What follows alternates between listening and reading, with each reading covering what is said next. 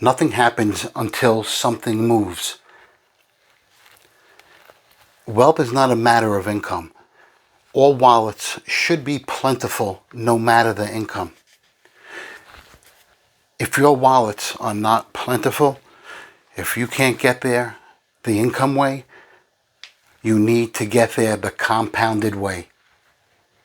And once you develop the correct habits, there's no telling where you could end up. Just by doing the little things, saving here and there, it all adds up. Everyone watched when I was buying one 10th-ounce coin at a time. And now we have 43 ounces of gold in front of you.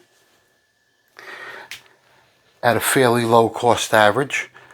Not to mention, I'm not saying this is a lot, or I'm not saying this is a little. That's neither here or there.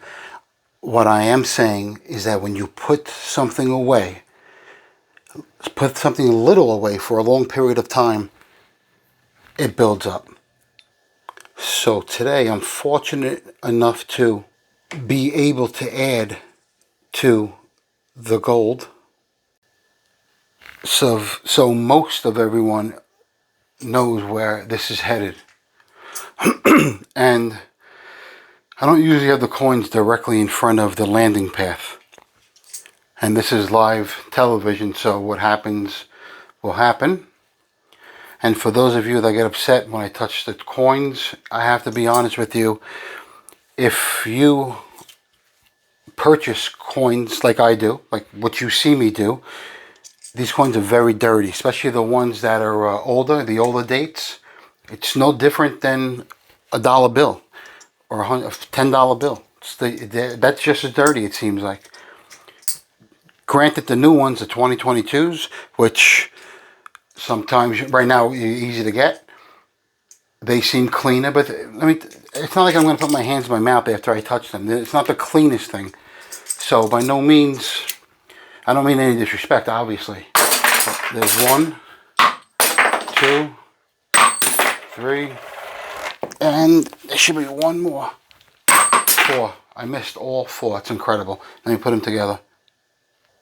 You know those capsules for the coins, they're meant to keep our hands clean. Of course, it's also for proof coins and stuff like that. But you know something, a proof coin is the same exact thing. However, we do spend a little more and we pay a little more. So most deals that I go to, they don't like to pay any more for a regular proof coin. My experience. But more importantly, the important thing is that you put a little bit of money away and you make it difficult for yourself to spend it. You have to go as far as to never spend it. It's not there, especially if you're savings for something. See those little cute 1/10-ounce coins at the bottom? Those little dirty SOBs? Those were $200. When I started buying them, they were actually below $200 because they do carry the highest premium. I do hear a lot of people say they wouldn't buy them because of the high premium. So I have experience selling these as well, and I can tell you when I sell them, if I put them out there and I put them the exact premium that the other companies have them at it, we sell them. You could sell them and get that premium right back. So I personally would rather buy one of those and then not buy it, because if I did leave the money in the account back then and I would have spent it, I would be out of coin, and I'm trying to force savings, so this is what I have to do. And back in the days when I had to buy 1/10-ounce coin, some of the things I had to do was, like if I went to the supermarket to get food 3 times a week, well, my wife would go, let's say 3 times a week.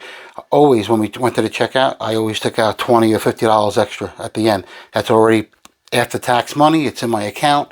I take out $20 to $50 every single time I go to the supermarket, and I throw it in a drawer. Throw it in a drawer. Once I had enough, back then it was less. It was $20 a time each time, or whatever it was. I still do it now. And over time, before you know it, it builds up, and then you take that amount and then you send it out. If if you have to force yourself to save, these are some of the tricks that will work. And it started out same thing. I couldn't buy not even one 10th ounce coin when I first started. They were, like I said, roughly around $200, and I couldn't even afford. I took me up 3 weeks to be able to put money together to buy one coin. My income was nil, so it doesn't matter the income. Anyone with any income can end up saving, because saving a little bit over time adds up. I remember my mother would take out $20 or $50 out of my father's wallet, and he would gamble. He'd get paid, he would go gamble it away. It's a guy from Brooklyn, and from the, so he was just a normal knock-around guy, and everyone gambled back then. I didn't, but most people gambled, and something, they could lose their whole paycheck. So my mother would take 20, 20, 20, week in and week out. She would fold it, put it under the rug, and she would say to me, Anthony, a little bit's going to add up over time, and guess what? And we would have never bought a house. Because of her, we had a down payment for our first house, and we were able to move as a tenant into a house that we actually owned. So kudos to her, man, for being able to save, and maybe that's what taught me to save. I'm not saying it's logical what I do. I'm sure there's a much better way. If you're able to save, God bless you, do it your way. This is the way I do it, and I have no choice. I have to put a little bit away every month, and then you have to do the right thing with that money. The most important goal is to make thy gold multiply. The power of passive income and compounding interest it's incredible, which of course most of everyone knows. I like to zoom out, and I like to count how many coins we have in that 1 ounce container. I hope you guys be able to see this. I'm just going to move this. People are probably going nuts because I'm clanking them together. I'm not going to get any less for these by doing this. I promise you. I'll tell you one thing. They're pretty heavy. Alright, let's see how many we have. So I appreciate everyone that has been following the journey, and anyone new that's jumping on the bandwagon too. I do appreciate it. If you're not growing, you really are in reverse. There's no standing still. If you're not growing, you're in reverse. Obviously, you can understand that with inflation. Matter of fact, in our leases, in our commercial leases that I've had in the past, we have the CPI index. If whatever the CPI index increases, your rent goes up equivalent as other income. That's why I'm speaking about savings, because a little bit of savings over a long period of time, compounded the correct way, can add up to a dramatic amount of money. The power of passive income, and I'm going to put a link in the book, a link in the description. There is a book you should definitely read, Richest Man in Babylon. I read it. It's an interesting book, and some of the things I mentioned today are from that book. So I think you'll enjoy it. And one last thing I would like to mention.